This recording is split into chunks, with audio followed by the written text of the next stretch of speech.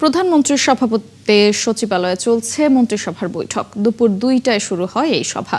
বৈঠকে গুরুত্ব পাচ্ছে মধ্যপ্রাচ্য যুদ্ধ পরিস্থিতি, দেশের আইন শৃঙ্খলার পরিস্থিতি এবং আসন্ন ঈদ উল ফিতর উদযাপন। এর আগে ছুটির দিন হওয়া সত্ত্বেও সকাল 11টায় সচিবালয়ে আসেন প্রধানমন্ত্রী তারেক রহমান।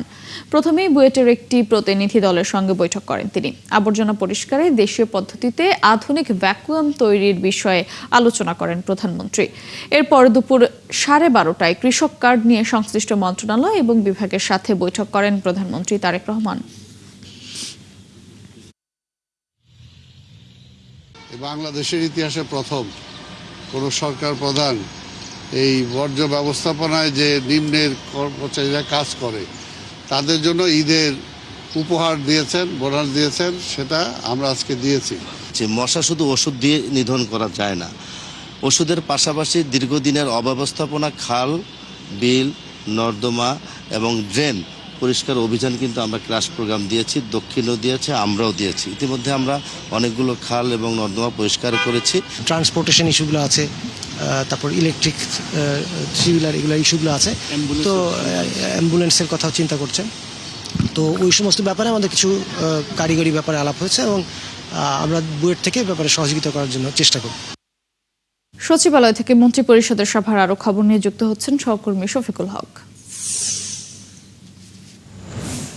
শফিকুল, বৈঠক এখন কোন পর্যায়ে আছে? এছাড়া আজ প্রধানমন্ত্রীর আর কি কি কর্মসূচি রয়েছে জানাবেন।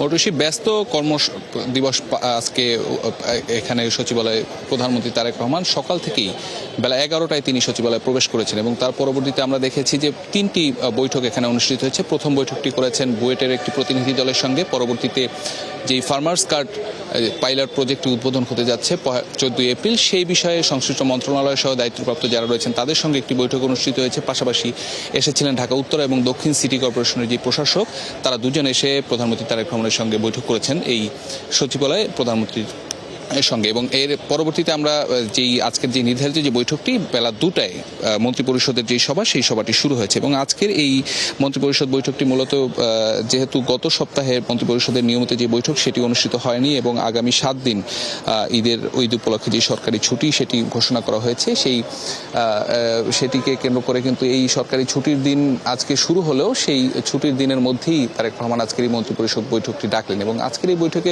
যে এজেন্ডা আমরা এখন পর্যন্ত যেগুলো বিষয় জানতে পেরেছি যে আসন্ন ঈদ উল ফিতর উপলক্ষে যেই ঢাকা থেকে যেই মুখ্য মানুষ ঢাকা ছেড়ে যাচ্ছে, পাশাপাশি ঢাকা শহরে যারা থাকবেন সবকিছু মিলে একটি নিরাপত্তা ব্যবস্থা, পাশাপাশি মন্ত্রিপরিষদ বৈঠকে আরেকটি বিষয়ে এজেন্ডায় যেটি আমরা শুনতে পেরেছি যে বিগত অন্তর্বর্তী সরকারের সময় যেসব বিষয়ে বিভিন্ন মন্ত্রণালয় যেসব খাতে বরাদ্দ হয়েছে সেই বিষয়গুলো নিয়ে মূলত পর্যালোচনা করা হতে পারে। পাশাপাশি আগামী 14 এপ্রিল যে ফার্মার্স কার্ডের পাইলট প্রজেক্টটি উদ্বোধন করা হবে সেই বিষয়ে আজকের এই বৈঠক থেকে আলোচনা হতে পারে। তো সব কি বিষয়ে আলোচনা হলো বৈঠকের বিষয়বস্তু সম্পর্কে মন্ত্রিপরিষদ সচিব আজকে বিকেল 4টা নাগাদ এই সচিবালয়ে সংবাদ সম্মেলন করবেন। সেখানে থেকে হয়তো বৈঠকের আরো বিস্তারিত কি নিয়ে আলোচনা হলো, এজেন্ডা কি ছিল, এইসব বিষয়ে মূলত জানতে পারবো। তবে একটি বিষয় বলে রাখতেই হয়, আজকে প্রধানমন্ত্রী তারেক রহমানের যে বিএনপি সরকার গঠন করলো তার এক মাসের একদিন বেশি অতিবাহিত হলো এবং এই 1 মাসে কিন্তু তার যে প্রশাসনিক যেই কাজের যে গতিশীলতা আনতে তার যে উদ্যোগ, সেই উদ্যোগগুলো কিন্তু এর মধ্যে চোখে পড়েছে, যার ধারাবাহিকতা আজকের এই ছুটির দিনেও